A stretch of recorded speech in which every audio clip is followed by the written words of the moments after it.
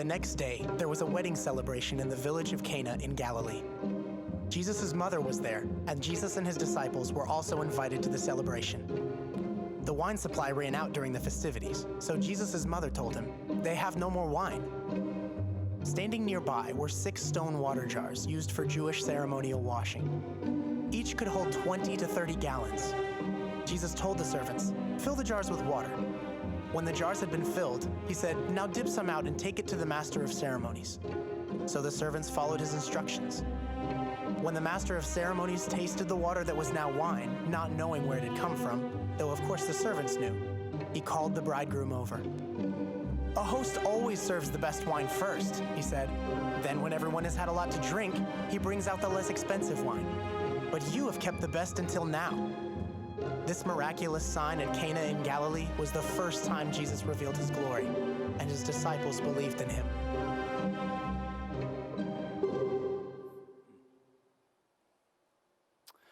Well, welcome if you're new. My name's Chip Ingram. I'm one of the pastors, and we're a study talking about the very person of, who is Jesus really? It's called Jesus Unfiltered, and the first 5 chapters of this book are about the issue of believe. And nearly every single weekend, there's a weekend now and then this doesn't happen, but just about every weekend, someone's traveling from around the country or someplace other in the Bay Area, and they have been listening to the radio for 3 years or 10 years or 15 years, and they usually come down front, or I meet them in the coffee shop, and they usually say, "Oh, I knew you, I recognized your voice." And then they look at me, and some of them say something, but even when they don't, I know what they're thinking. I've had this conversation, scores of times in the last decade. It goes something like this. "Oh, you don't look anything like you sound." For real. And then someone will be really honest, like,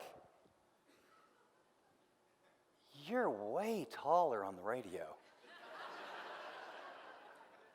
I guess you tell basketball stories and make assumptions. Or this is a true story. And a lady sincerely, and you could tell she was deeply disappointed. So for some of you guys that don't have hair, you'll be very encouraged. Literally, she looked at me and she goes, "Oh, I thought you were bald." And I said, "I'm sorry." She goes, "Yeah, just kind of like, I don't know if her husband was bald or, she was a Kojak or Yul Brynner, or she was right about that age that would know those people. And how you like this one? "Oh, you sound so much younger on the radio." You're like, "Who's this old guy talking to me now?" And then I loved it. This one person said, "You know something? When you listen to someone, but you don't see him, you come up with a mental picture in your mind, and that sort of becomes who you think they are, and you take whatever they say, and you put it through the filter or the lens of this mental picture." And what I want to suggest is that we all have a filter or a mental picture of Jesus that we've gotten through life. And even when we read the Bible, when we hear a message, it goes through this mental filter. And the fact of the matter is that I'm really sorry I'm not taller. I'm really sorry I'm not younger. I'm sorry I'm not bald for those people. But personally, I'm kind of glad for who I am, as is my wife. But what if we're doing the very same thing with Jesus that people do with me? Because the fact of the matter is they hear my voice, but they really don't know who I am. If you look on the front of your notes, I want to give you a little quiz. So the lights will come up a little bit. And I want to examine maybe a filter that you and I may have. And so here's the question, and just your first answer. Don't spiritualize this. I'm going to go through a few questions I put together, and I want you to ask and answer which is the easiest for you to picture. You're just trying to mentally picture something in your mind. Which is easier to picture about Jesus? Number 1, Jesus praying or Jesus partying? Jesus looking holy or Jesus laughing loudly? Jesus sipping a cup of tea or Jesus drinking a glass of wine? Jesus frowning at your mistake with his arms crossed or Jesus smiling at you with understanding after you just made a mistake? Jesus calm and reserved, or Jesus in an outburst of anger? I mean, of these so far, which are easiest for you to picture in your mind? Finally, Jesus keeping the peace, a religious leader, or Jesus causing a riot, a radical revolutionary? See, I'm going to suggest, without even knowing you, just in the culture that we live in, most of us, with the exception of a few of you, we would go down through and say, on the left side, the thing you said first, I could picture in my mind pretty easily. On the right side, him belly laughing, him really enjoying a glass of wine, him at a party going, hey, I got the next dance. I mean, right? He did. He did. He was a radical revolutionary. He started his ministry, as we've already heard, at a humongous party. He laughed loudly. He was funny. He was great to be around. Was he calm? Was he holy? Was he all the rest? Yeah. Here's the deal. Question on the bottom. Could it be that our filters are blinding us to the real Jesus of the Bible? Could it be that you just have unconsciously thought about him in such a way, just like those people unconsciously thought about me? I got news. I'm not that tall. I'm not bald. And I am older. But that's me. And I've got news for you. Jesus laughed deeply. Jesus celebrated life. Jesus was a radical revolutionary. Jesus was strong and bold and courageous. And in a moment of outburst of righteous anger was violent. And that's not the Jesus that we have in the little picture books. So we're going to discover the unfiltered Jesus in John chapter 2. And to do that, we're going to do a little review. Because part of my journey, remember, I long for us to go through the Gospel of John. I long for you to see Jesus for who he is, this authorized biography. But I want you to learn to do this on your own, to study the Bible. So is there anybody here that doesn't have a Bible with you, scriptures? Anybody? Raise your hand. I've got these for you, free. I mean, get that hand up. This is the Gospel of John. We're just going through it. Gospel of John, put up your hand. Ushers will bring you one. If you don't want to raise your hand, there's a Bible in front of you. Yeah, Bible right here, down front, Kimberly. Is that right? Yeah, great. Okay. Now, 3 questions you asked. Do you remember this? When you're going to study the Bible, you always ask 3 questions. What does it say? What does it mean? And what does it mean to me? Do you remember that? Was anybody here last weekend? Okay, right? Observation, what does it say? Interpretation, what does it mean? Application, what's it mean to me? And so what I like to do, let's just start and ask this question. What does John chapter 2, and then write the word say? What does it say? Just what actually does it say? The context is chapter 1 ended. After we heard about his pre-existence and his deity, he recruits 5 disciples. So as chapter 2 opens up, Jesus has just started his ministry. He's recruited 5 of his disciples, and he's traveling, and they're following along with him. As you read the entire chapter, you would see there's 2 very specific sections. Section 1 is Jesus with his 5 disciples go to a wedding feast, and we'll learn about it, and a miracle happens, and it's the first miracle.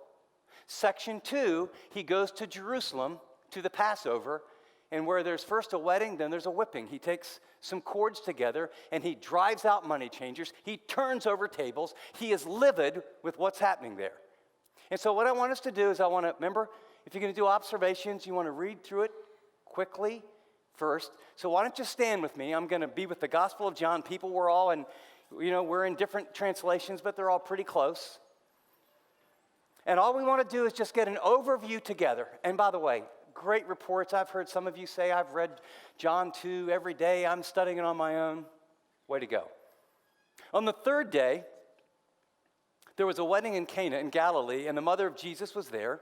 And Jesus was invited to the wedding with his disciples. When the wine ran out, the mother of Jesus said to him, they have no wine. And Jesus said to her, woman, what does this have to do with me? My hour is not yet come. His mother said to the servants, do whatever he tells you. Now there were 6 stone jars there for the Jewish rites of purification, holding about 20 or 30 gallons each. Jesus said to the servants, "Fill the jars with water." And they filled them to the brim. And he said to them, "Now draw out some and take it to the master of the feast." So they took it out. And when the master of the feast tasted the water now that it had become wine, and he didn't know where it came from, though the servants who had drawn the water knew, the master of the feast called the bridegroom and said to him, "Everyone serves the good wine first. And when people have drunk freely, then they serve the poor wine. But you have kept the good wine until now." This, the first of his signs, literally miraculous signs, Jesus did at Cana in Galilee and manifested his glory, and something happened to the disciples. And his disciples believed in him. And then there's a little segue. After this, he went down to Capernaum, we'll learn became his headquarters, with his mother and his brothers and his disciples, and they stayed there for a few days. Scene number 2. The Passover of the Jews was at hand, and Jesus went up to Jerusalem. In the temple, he found those who were there selling oxen and sheep and pigeons, and money changers were sitting there. And making a whip out of cords, he drove them all out of the temple with the sheep and the oxen, and he poured out the coins of the money changers, and he overturned their tables, and he told those who sold the pigeons, "Take these things away. Do not make my Father's house a house of trade." His disciples remembered what was written. Actually, it's Psalm 69:9. "Zeal for your house will consume you." So the Jews said to him, "What sign do you show us for these doings?" Jesus answered them, "Destroy this temple, in 3 days I will raise it up." Then the Jews said, "It took 46 years to build this temple, and you'll raise it up in 3 days?" But he was speaking about the temple of his body. When therefore he was raised from the dead, his disciples remembered that he'd said this, and they believed, notice, the scriptures and the word that Jesus had spoken. Now after he clears the temple, notice there's a little sidelight, something he hung around. Now when he was in Jerusalem at the Passover feast, many believed in his name when they saw, literally, the signs or miraculous signs that he was doing. But Jesus on his part did not entrust himself to them, because he knew the people, and he needed no one to bear witness about him, for he himself knew what was in man. Okay, you can be seated. You got the overview? And so once you do the overview, then the next thing you want to do, what does it say? Observation. So let me just go through and quickly make some observations that you with a legal pad or I with a legal pad and an open Bible, I mean, this isn't rocket science, it's not something spiritual. What does it actually say? So let's look and see what it says. What we learned in the wedding section is a host runs out of wine, Jesus' mother requests help, Jesus instructs the servants, the water supernaturally turns to wine, only the disciples and the servants are aware of the miracle. The miracle is Jesus' very first miracle, and it's called a sign. We'll learn a little bit later, there's 4 different words for a miracle. One is a sign, other is a wonder. There's 2 other Greek words, and they all have a different emphasis. They're saying something supernatural happened, but as we'll learn a little bit later, this supernatural thing happens, but it's not just to turn the water into the wine. It is a pointer. It is a sign. It's communicating a deeper spiritual truth. The disciples see Jesus in a new light, and they believe. Now, we know what? Remember the context. We found the Messiah, so they believe intellectually. They talk with him. He tells them some things. There's 5 of them, and they're walking with him. So they believe at one level, and now they've seen a miracle. Now they're believing it at a deeper level as they're beginning to see his power as well as his words. Make sense? Scene number 2. What can we observe? In the whipping, Jesus goes to the Passover in Jerusalem. By the way, every adult male 19 years and older who lived within 15 miles of Jerusalem was required to attend. Jesus drives out the animals and the money changers. Jesus calls the temple his Father's house. His authority is challenged by the Pharisees and the religious leaders. Jesus performs many miracles. Many people believe on his name, and Jesus knows men's hearts. All I want you to see, if you're going to get the unfiltered Jesus, the real Jesus, not the Jesus that you've created in your mind, not the Jesus that you've heard someone teach or talk about, not the Jesus in a book, not the Jesus in a novel, not the Jesus of your church background, including this one, but the Jesus that is unfiltered, the God that came to earth and lived as a little baby and lived a perfect life, that was born of a virgin, died upon a cross, rose from the dead, who's living and sitting at the right hand of the Father, and who will come again, and who lived on the earth and came, what do we learn?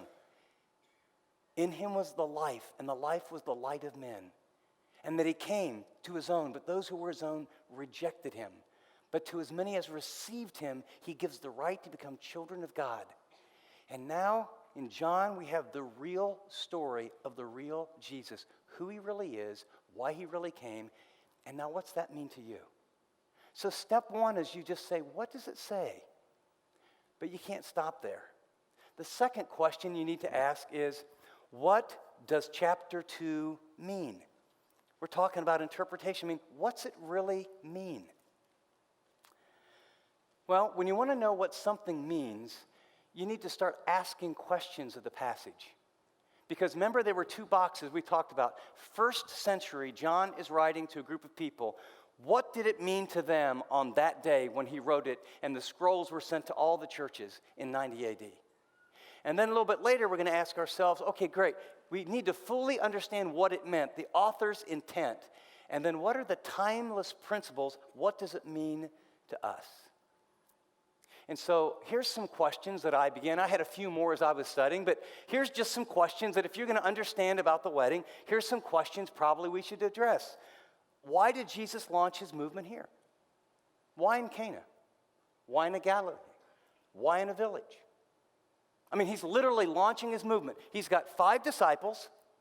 He's now a rabbi. He now has a following. He does his first miracle. Why would he do it here? Second question is, what are we to make of the conversation with his mother? I read it purposefully in it's a pretty literal translation. It's called the ESV. Woman, what does this have to do with me? It sounds kind of like Jesus and mom are having a little tiff. If you don't understand about the background, so what are we supposed to make of that conversation? Third question would be, what significance is there in these 6 stone jars? What were they used for? Why does the author tell us there's 6 of them? 4, what underlying spiritual implications are we to grasp? If the miracle is a sign and we're supposed to learn something more than, see, there's 2 stories going on. This is what happened, but there's something behind it. What does God want to say about what's it mean? Historically, it happened. It occurred. But he wants the disciples then to learn something about what he's really doing, and he wants the disciples, us now, to learn something significant as well. And then finally, how did this miracle position or launch his ministry with the disciples? Would you like to answer those together? Good, I'm glad. Notice as you look at the passage here, it says on the 3rd day there's a wedding. Let me give you a picture of what a wedding was like. It was the most joyous occasion, especially in a village. Most villages were pretty poor. A wedding could last anywhere from 1 or 2 days to 7 days. The way it would happen is they would have a year-long betrothal period. It was a legal betrothal period that was actually as important as the wedding itself. After a year, the husband, during that year time, he would prepare a place. Women were living in their family, under their father's life and all the rest. And so when the actual day came, then they would take the longest route with torches in the evening, and they would walk all the way through the village so everyone could come. So this huge feast is coming. They would do all the legal documents, and then they would have 7 days, and instead of going on a honeymoon, they literally hung around, especially it was a big wedding, for 7 days, and everyone would bring oil and wine. All the children would get nuts. And it was just like a huge, big party for 7 days. Now, in a culture like this, there's not many of these occasions. This is like the pinnacle of what happens. According to Jewish law, if the girl was a virgin, which was almost always the case in that day, the wedding was to be on Wednesday. And so we can even get some time documentation. You realize, okay, this is when Jesus got the disciples. The wedding has already started. So it's probably middle or late in the week of festivities. When you read the passage carefully, it says Jesus was invited to the wedding. The word invite is singular, okay? Jesus was invited. Have you ever invited someone like to a party and they come with 5 of their friends? Right? This is what happened.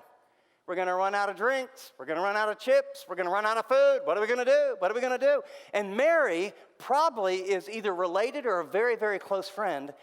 And in Eastern culture, there is nothing more humiliating or embarrassing than not to be able to offer hospitality. In fact, lavish hospitality. And so running out of wine is not like, someone run down to the 7-Eleven or the mini mart and gets, no. Everyone was to bring wine and bring oil. Now, Jesus comes with 5 friends. He's coming near the end, and they're out of stuff. And Mary's is, this is a crisis, because when you run out, the bride and the bridegroom would suffer humiliation and shame in front of the whole village. So it's a big issue. Notice the text said woman. Actually, it wasn't impolite at all. When he says woman, NIV, it says dear woman, because they want to give you the sense. It was a kind expression of respect. And it's an idiomatic expression. What does this have to do with me? It's not harsh. Literally, I wrote down, the literal rendering would be something that goes like this. Your concern and my concern are not the same thing. My hour's not yet come. He'll use that same phrase 5 more times in the book. And then toward the end of the book, remember when he prays, Father, my hour has come. Jesus wants us to know from the very beginning there's a very clear path and a very clear purpose for his life. His mother clearly knows who he is from day one. She knows now, here's the rabbi, he now has a following, fix this problem. Her concern is wine and embarrassment. He said, we're on different pages. My concern, I'm going to launch a movement. I'm going to do my thing, my way, to fulfill my agenda. And so she kind of, whatever he says. And so he says to them, the 6 water jars, they're out of sight. You might wonder, cultural context. If you came to this party, you would have sandals and your feet would be dusty and dirty. These 6 are big jars, about 30 gallons each, 20 to 30 gallons. And they would wash their feet with them. And then later, before you would eat, you would ceremonially wash your hands. And then in between each course, you would wash your hands again. And it was about Jewish purification. It wasn't about germs. They didn't know about germs. It was about this is what you do to be holy. There's 6 jars. Okay? Now, some of you are going to start, it's going to connect. 7 is a word of perfection in Judaism. 6 is a word of unfinished. The 666, all those numbers, it's the number of man. The jars are used for what? External religious rites of that which is unfinished. The water miraculously turns into wine. No, who does he reveal it to? Servants and disciples. The master of the ceremonies were near the end. Now get this. This is really good. It's going to make some of you uncomfortable, but others very, very happy. If a glass is a half a pint, and we go with the low equation, he turns 150 gallons into wine. That's 2,400 glasses of a half pint of the very best wine. This party's going to go on. It's lavish. What's the underline? What's he saying? I'm going to take that which is used for washing off that people think make them holy because of what they do on the outside, and I'm going to lavishly, graciously give them something on the inside. And when you take wine in, joy and wine were synonymous. The rabbis would say, if there is no wine, there is no celebration, there is no life. And it was the picture of prosperity, of joy, and of gladness. And all of that, those disciples are watching. And the spiritual implication is, I'm launching the ministry. The old rituals of the law of Judaism and hypocrisy of where it has ended now is going to be moved out. New life happens internally, and how? Supernaturally. And how does it occur? When Jesus just speaks. In the beginning was the Word, and the Word was with God, and the Word was God. Hebrews 1, and he spoke the world into existence. He speaks water turns into wine. And who sees it? The servants and the disciples, the lowly people, the man in charge. He's foreshadowing the man in charge. I don't know where this came from. Who gets exalted? The bride. He goes over to the bride and the bridegroom. This is unbelievable. I've been to a lot of weddings, and most people, they watered the wine down a bit in that day for sure, but it was wine. Most people, like day 5 of these celebrations, people are feeling pretty good. By the way, huge disgrace to get drunk. Very against getting drunk. But drinking wine and feeling pretty good, and dancing and laughing and eating and children and music. I mean, this is a 7-day flat-out party. And Jesus says, I come near the end. I didn't bring any. I brought extra guests. And guess what? Whew. And this little couple gets exalted as bringing the very, very best. Now, can anyone think of maybe some implications of if I'm one of his disciples? Click, click, click, click, click. 1, it's a miracle.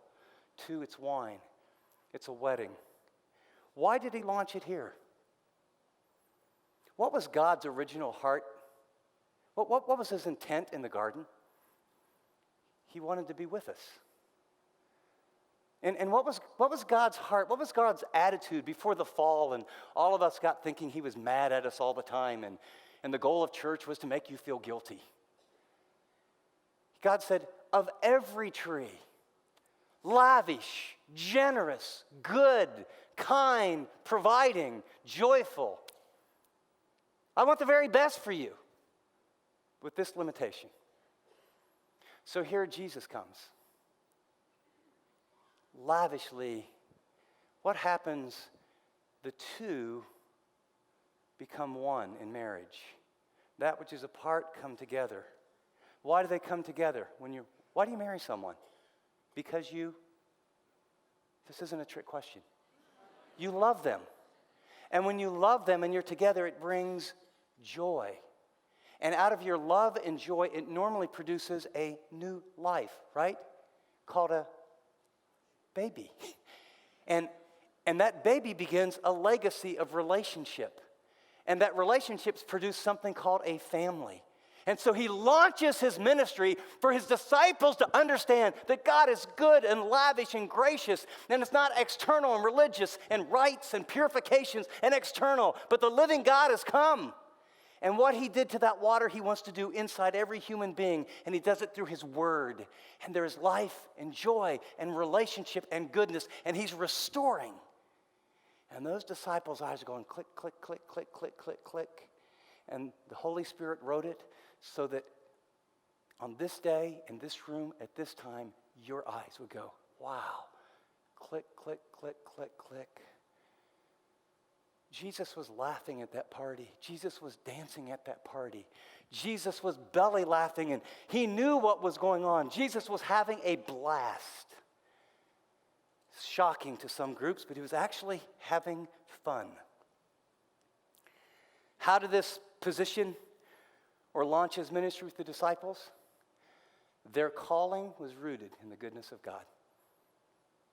Their calling was rooted in not I ought, I got, I should.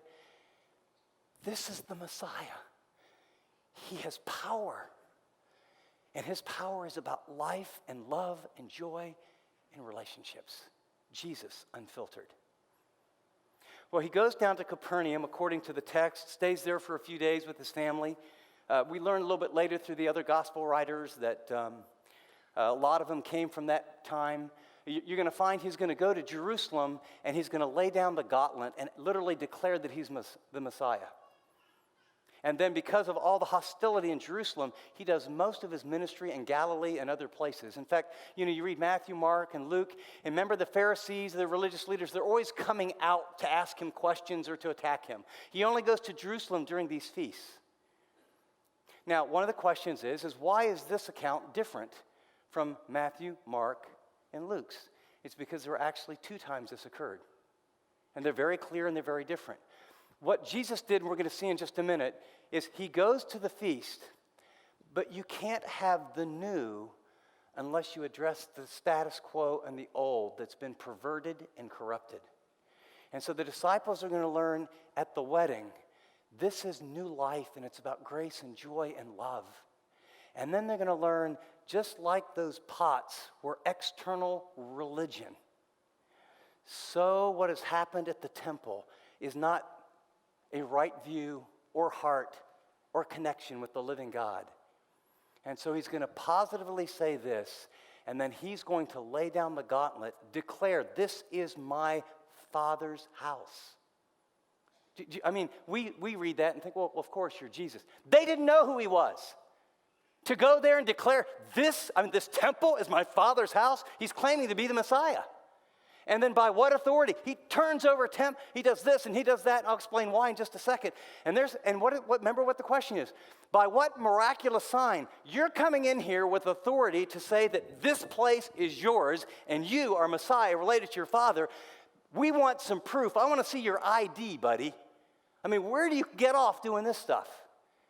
And he will say something that they don't understand, religious leaders. The disciples don't understand. But it'll all come back to everyone, he'll realize, because he will always bank everything then and everything now on the proof of this. He rises from the dead. It's the resurrection. So let's go and ask a few questions of the second section. Question I ask is, why go to the feast in Jerusalem? Second, why is John's account different from Matthew, Mark, and Luke's? Why does Jesus react so passionately and violently at the temple? What are the underlying spiritual implications of this section? They're pretty heavy. How did this event shape Jesus' relationship with the religious leaders, his disciples, and the multitudes? Now, I'm just going to pause. I'm going to keep going in and out. What does it say? We made some observations, right? What does it mean, interpretation? What did I do? I asked some basic questions about the passage that required some historical background that's available to you and me, some logical thinking and reasoning about how does this all fit together, because what we're trying to do is, I want to know exactly when John wrote this in 90 AD, and if I was sitting in a little house church and someone opened that scroll and read it, I want to know what he meant and what they got. Because if I don't get clear about that, I'll go off on some little dilly, devotional, emotional thing. Well, I was reading, and I think this, and I think it means this, and I think it means that. I've been to a lot of Bible studies where it's sort of, let us share our pool of ignorance. What do you think it means? What do you think it means? What do you think it means? What do you think it means? I think it means wine is okay. I think it means jars should not be in the house. I think it... Literally, I say this reverently, I don't care what you think it means. I want to know exactly what the Holy Spirit meant it to them through John, because until you're clear on what it actually says and what it actually means, you're not ready to apply it to your life. Does that make sense? And by the way, that's how cults and all kind of crazy stuff gets going on. People grab a portion of a passage. Every author who's written any book has a very clear purpose and authorial intent about what he wants to say. Our job is to discover what that is, then apply it to our life. So those are the questions in the second half. So let's do a little interpretation. So why does he go to the temple? He goes to the temple because he's required to. He's been there every year since 12 years old, when he went there with his mom and dad. Why is it different? Because Matthew, Mark, and Luke are describing when he cleared the temple at the end of his life, at the very end of his ministry, where he comes back to town, and it's what got him killed. He lays down the gauntlet here early in his ministry. They don't completely get it, but the disciples, now imagine what this is like. You're a good Jewish boy. You follow John the Baptist. You know God's in this. John says, behold, the Lamb of God that takes away the sins of the world. And you start following him. And you listen to him. And then he quotes these passages, and he knows stuff that no one else could know. And then he says, follow me. And so you're following him. And then you go to a wedding. And it's like, oh, my lands, this is crazy. This is amazing. What do you think? This is great. And then you go to what you've gone to since you've been a little boy. And you go to this festival, and you walk in, and it's like it's always been. Here's the cows, and there's the sheep, and there's the table, and there's the money changers. And you say, well, why is all that there? If it was done simply for a convenience, actually there wouldn't be a problem. Pilgrims came from all over the world. So I don't want to, like, I've got a cow or I've got a sheep or I've got a goat. I don't want to, like, take this cow or goat like 50, 60, 80, 100 miles in my pilgrimage to offer it. So I have some money. I'm going to go, and when I get there, I'm going to buy, if I'm really poor, 2 pigeons or 2 doves.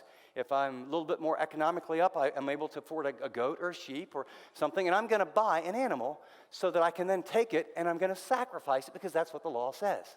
But here's what was happening. Here's why Jesus is ticked off. Barclay, who's just a master at the research of the ancient times, you could buy a day's wage in our economy of probably 25 years ago. A day's wage would be about 4 pennies.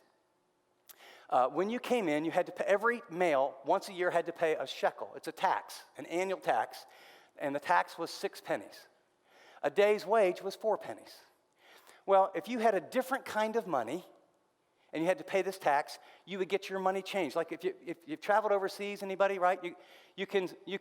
Where do you want to get your money changed? Like at the very nice, expensive hotel, right? And they say, oh yeah, we'll change your money, and it's 2.8 per dollar when you go to the exchange, and at the hotel, they just take 10% of whatever, and you go, what? So they were charging for every shekel 1 extra penny. It's just robbery. You could buy 2 pigeons or doves outside the temple area for about 4 pennies. Historically, there's documents inside the temple area, it might cost you 75 pennies. And if you were really poor and couldn't pay, you might have to give your cloak as collateral. So, okay, here's what I want you to get. I want you to picture this. Jesus comes in, and the ministry has started. And he sees all these animals, and he sees all these poor people, and they're getting ripped off. I mean, ripped off by these interest rates. And they have different kinds of money, so they have to have the temple shekel. And then he's watching these guys with the animals. And he's realizing, they are getting ripped off. And his righteous anger explodes. And he literally just finds what he can, bam. And please don't get this milk toasted down. I bet you should leave now. You should leave now. He was a carpenter, and he was a physical man, and I would guess fairly athletic. And the tables flipped, the coins flew, the chickens flew, and people were running. And our God was mad. And he was mad for good reason. Because what was created to be a place of worship had become nothing more than a prostitution for financial gain. Can anyone remotely think of any parallels in our day? And so the disciples learn, very exciting guy to follow, but as a good Jewish boy, we were in good standing with the spiritual leadership. Now Jesus and the spiritual leaders are at odds. That means we have to choose between cultural, political correct standing or standing with Jesus, because you can't have it both ways. The multitudes, after it, he does these miracles. They don't tell us how many, but he does multiple miracles. And the people believe, but it's a belief, they believe he's a miracle worker. And it says Jesus doesn't entrust, he knows their hearts. They're believing to, yes, this is amazing, we get the declaration, but they're believing on the basis of, what can you do for me? And what John is going to do is walk us through a process of intellectually believing, and then believing deeper, more on what you see, and then moving to the point where you're entrusting and genuinely following, where he's your Savior and he's your Lord. Does it make sense? That's what it meant then, and that's what it means now. Now flip the page and let's ask ourselves, what does John chapter 2 mean to you and to me? What does it mean to you and to me? Number one, Jesus wants to do good to me. He wants to do good to me. That's verses 1 through 5. That's what you see. I gave you a cross-reference there that I'll quote in a minute. He could have started the ministry anywhere. He wants you to know that what our first parents had in the garden, he launched the ministry to know, I came to bring life, and life abundant and good. And it was at a wedding. Probably the second, well, I don't want to get in trouble with all my other kids. Got to be careful here. The greatest day in my life, apart from coming to Christ, was the day I married Teresa. The second greatest day experientially was probably my daughter's wedding. Because when your boys get married, the other family kind of, they're in charge of what happens, and you get to do the rehearsal dinner. And when your daughter gets married, you get two great things. You get to pay for it, number one, but you get to say what's going to happen. And I'm going to tell you, I just remember dancing with Annie and laughing and friends and food. And and walking her down the aisle and seeing her friends and our friends. And it was just like, this is awesome. Some of you actually would probably have been embarrassed. Is that our pastor? Yeah, is he dancing? You better believe. And I had a blast. Just had a blast.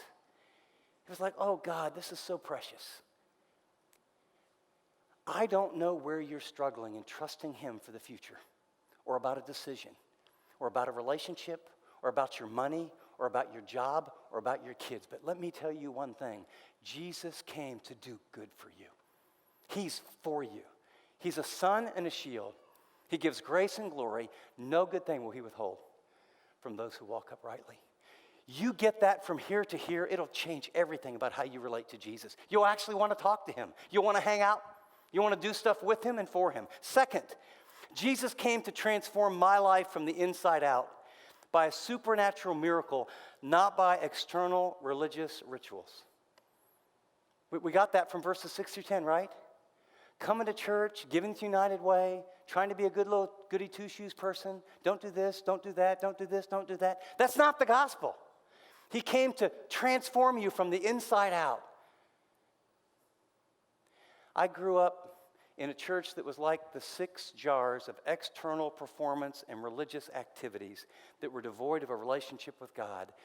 And by God's grace, some people who understood life and goodness explained to me the gospel of Jesus Christ, and I trusted him, and he changed me from the inside out. And I didn't try to stop cussing. All I can tell you is I read the Bible every morning and every night. I hid it because my parents think I was flipping out, But as I was reading it, something happened and my tongue changed. And I kept reading it, my attitudes changed. And I kept reading it and I got around other people and joy filled my heart. And that's normal.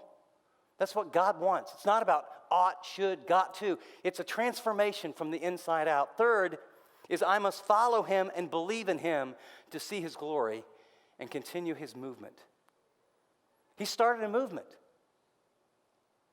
If any man is in Christ, you're a new creature. The old things pass away, everything becomes new. That's the transformation in 2 Corinthians 5:17. But then my responsibility is not to, I made a decision or I prayed a prayer. I follow and believe. I follow and believe he manifests his glory. In other words, you see what he's really like. He does things in your life. It's powerful. It's amazing. It's great. And you know what? It's scary. And it never ends. How mature you are. And you start with baby steps and, I'm gonna tell someone out loud that I'm a follower of Jesus. And you do, and wow, that wasn't so bad. And then you begin to you reach out and you help someone and something happens through you. And then pretty soon you say, I'm going to believe him for my finances. And then I'm going to believe him for my time and then for my future. And each step, follow, believe, mess up. Right? Because you're human. Follow, believe, mess up. And then when you mess up, it's not like, you dirty, rotten, little, terrible follower, what's wrong with you? I knew you. I don't know where we got that. That's just not the God of the Bible. Who's Jesus? When you really, really mess up and you run back, his arms are open. Put on the best robe.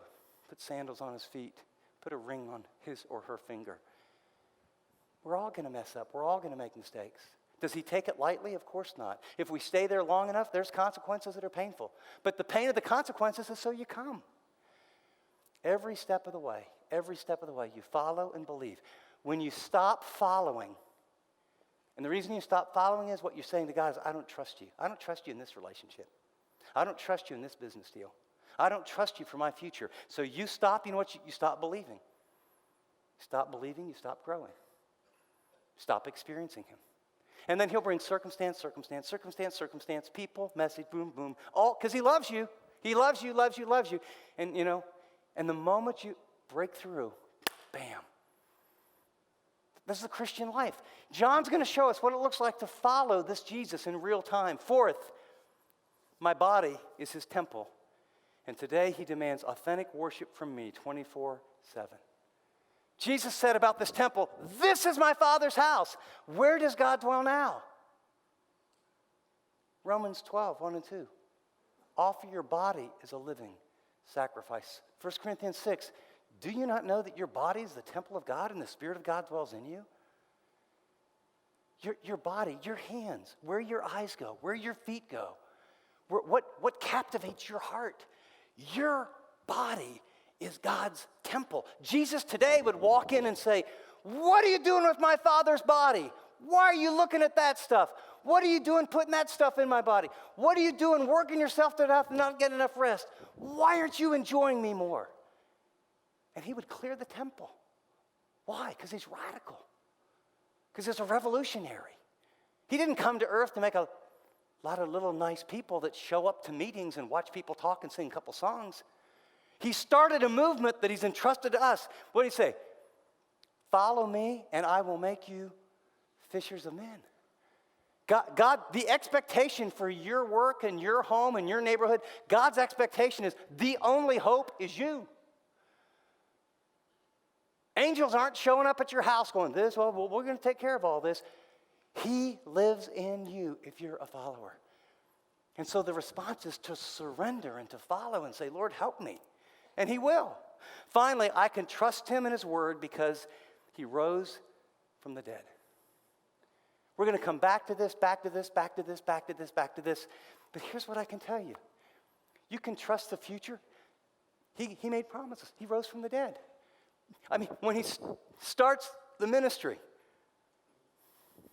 hey, where do you get the authority to do all this stuff? Who do you think you are? Knock down this temple and I'll raise it in 3 days. They thought it was the physical temple. He meant his body. And for you and me and every believer in Jesus Christ, with every step where you're afraid, I'll keep my promise because you can trust that I am the only one who died and I paid for sin and I conquered sin and I rose from the dead. And you can bank on that. I'll be faithful to you. I will never, ever, ever leave you or forsake you or let you down. And so we're going to take the Lord's Supper, and I want you to take it with just delight and joy of his goodness. And then I want you to take, as you hold those elements a little bit later, and think of the biggest issue, problem, relationship, fear, and hold them and say, whoa! This is his body given for me.